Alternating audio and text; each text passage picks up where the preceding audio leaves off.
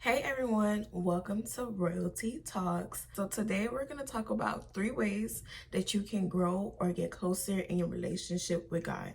So we're going to jump right into the video. Thank y'all for tapping in. Don't forget to like, comment, share, and subscribe. And let me know which of the 3 tips was your favorite, and stay to the end for a bonus tip. The first tip is to start your day with God. Y'all, this has been a game changer for me because we live in a world where everything is trying to grab your attention. Everything is demanding your attention, whether it's people, places, things, jobs, even our own minds. In the morning, you need to start your day with God. That is the right way to center your mind, your heart, and your soul to be in a posture and to think about the things above and not the things of this world. So that's a good part of it.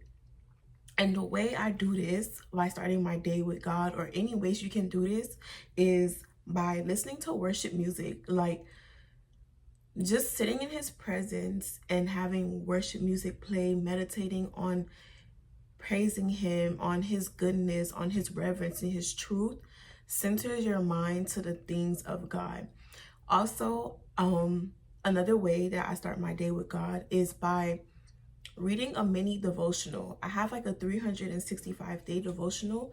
I buy like a new one every year, or whatever the case may be. Or I also will follow a devotional plan on my Bible app on my iPhone. So in this way, they are very short and timely. So it's about 5 to 10 minutes. I would say 10 minutes because I take my time as I'm reading through the Devo. I break down the verses, and in this way, I'm centering my mind into God's truth and his word for me in the morning. And you can do this while having the worship play in the background, which is what I like to do. And then my last tip for how to start your day with God is prayer. So after you listen to the worship music or you have it playing, whatever's on your heart, whatever comes to mind, whatever you're grateful for, which should be the number one thing, because he woke you up and graced you with a new day. Don't forget it. That means there's purpose for you today. So I get into prayer. After reading devotional, whatever spoke to my spirit, I just start to talk with God. Prayer is just having a conversation with God, honoring him as Lord over your life, giving him praise and thanksgiving because he woke you up today. He still cares about you. He loves you. He's providing for you, and he's there with you. And bringing any request that you have to him and trusting that it's in his hand, or just wanting to thank him or have a conversation with him. That is prayer. So this is how I would start my mornings and my day off with God. Now to tip number 2, which even as a beginner, and even as there's no such thing as being advanced, but as a more seasoned Christian, is still hard, is fasting. So fasting is taking a moment of time, whether it's a few hours, a day, or whatever you know that you can do, that is still challenging you to consecrate the times that you would be doing other things, but you're spending it with God, is to focus and lock in with God. Fasting is abstaining from food for a certain amount of time. Probably will fast from breakfast, lunch, and eat dinner. So there are multiple ways to fast. You can fast from food. You can fast for a certain type of foods. So you can do a 3 to 3 fast from 3 a.m. to 3 p.m. where you eat nothing and you're just drinking water, or you can do a dry fast if you want to and have nothing at all. And during this time, you're intentionally spending more time with God. You're intentionally putting more space and time with you being in God's presence by either worshiping more, sitting in his presence, learning more about him, reading a book about him, reading a book in the Bible, whatever the case may be, or resting, taking that time to let worship music play as you center and you believe, you start to receive the words and the truth of God for yourself. There's also a 6 to 6 fast from 6 a.m. to 6 p.m. where you also abstain from food, water, or whatever the case may be. And then you have 24-hour fasts. And 2-day fast, 3-day fast, with just water or water, no food, whatever the case looks like for you. Fasting in itself is not easy. It is very much a sacrificial time where you are saying, God, I'm putting down my flesh and the things that I want, that I know that my body needs and that I may need, to seek you so that I can spend this time with you, to either just be in your presence or to just receive from him or clear your mind or whatever the case may be. If you're in a space where everything around you is so loud and there are so many distractions around you, you may need to fast. You may need to fast and shut down those distractions and solely focus on God. And in those times of being focused on God is where clarity and peace and joy always comes in, because you are taking time out to say no to everything and everyone else and yes to God. And the verse that I have for this will be 2 Chronicles chapter 7, verses 11 through 16. And this is when Solomon had finished the temple of the Lord and the royal place and had succeeded in carrying out all he had in mind to do in the temple of the Lord and in his own palace. Let's be reminded that the temple now is our bodies. Okay? And then it continues to say, the Lord appeared to him at night and said, I have heard your prayer and have chosen this place for myself as a temple for sacrifices. When you're fasting and you choose to humble yourself to God, it is a way for him to clearly hear your prayers and be attentive to you, because you're choosing him over everything else. And it continues to say, when I shut up the heavens so there is no rain, or command locusts to devour the land, or send a plague among my people, if my people who are called by my name will humble themselves and pray and seek my face and turn from their wicked ways, then I will hear from heaven and I will forgive their sins and will heal their land. Now my eyes will be open and my ears attentive to the prayers offered in this place. I have chosen and consecrated this temple. He has chosen and consecrated you, his temple, so that his name may be there forever, and his eyes and his heart will always be there.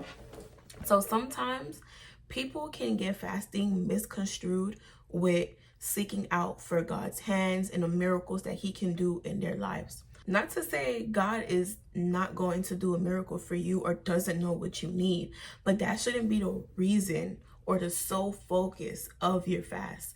To fast is to really seek out God's heart, not just his hand, but his heart, to see who God truly is. What does he say about you in your life, and why were you even purposed to be here? That is the sole reason to fast. As you see, I had to start from the beginning because it's when Solomon had finished the temple of the Lord. When we literally take time to finish with ourselves, with everything else, and we're like, okay, God, here I am. I humble myself. I'm putting down pride, shame, whatever I may feel like may happen, and I'm trusting you to do a work in me that I don't even know what I need. Most of the times when I fast now, I don't even know what to fast about. I just feel like there may be something in me that God needs to work out, that he sees fit, but I can't see, because God knows more than me.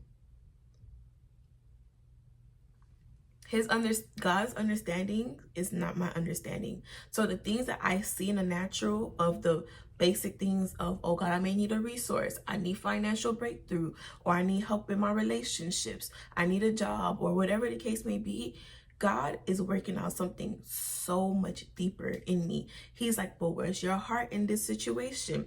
Let's not skip past what you're still harboring pain about in the past with this certain person that you're pushing aside. Let's heal those things so that when you move into those basic things that I know that you need, you'll be able to show up fully.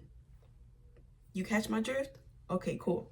So yeah, so that was tip number 2. Number 3, and I wish somebody told me this sooner, is resting.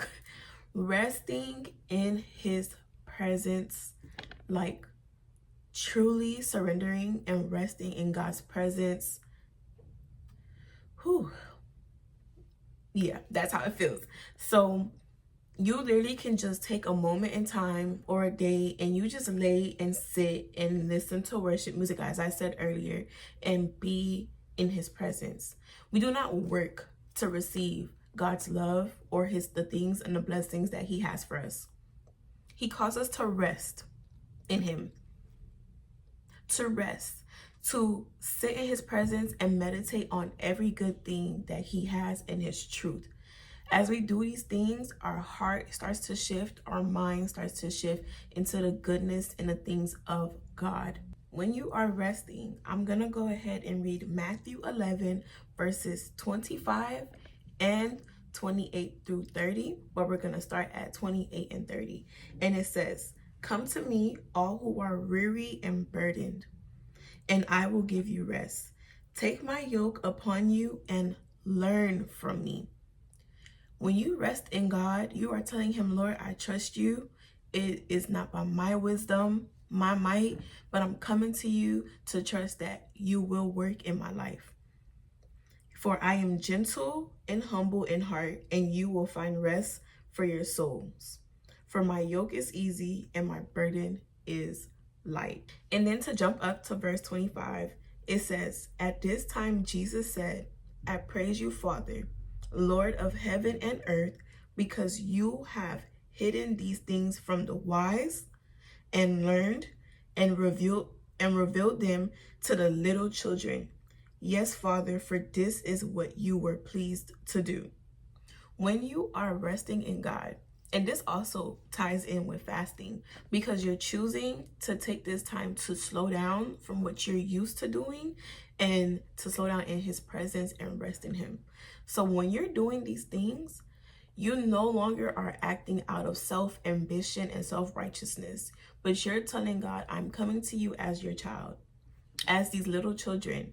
Do you have childlike faith to go to your Father and say, God, I need you. God, I just need to lean on your shoulder. God, I just need to catch my breath. Whatever the case may be, or God, I just want to sit here with you. As a child would do with a loving father, what are you going to do with God? Guys, that was tip number 3. And if you stayed to the end, thank you so much. Let's get into the 4th tip, which is the bonus, which is, of course, to end your day with God. So say you're not fasting, but you start your day with God, and now your heart and your mind has been centered. But so many things has happened in between, okay? So many things has come to challenge you and your character and your faith. But when you are able to end your day with God, listen, this as well has been a game changer for me. And for me, I do a minimum of 30 minutes of worship. That is how I started a few years ago. But I guarantee you now, even though I say a minimum, it's just to get me there, to be realistic. But every time I go, it's never 30 minutes. It's never. Being in his presence is so good that I'm either there for a minimum an hour or 3. Just being in worship, sitting in his presence, crying my heart out to him, talking to him about my day. Just, that's my home. Like, God is my friend. We're locked in for real. He's my father one day, my friend another second, and I will go to him, just be like, thank you for this. And then let's talk about what happened today with this.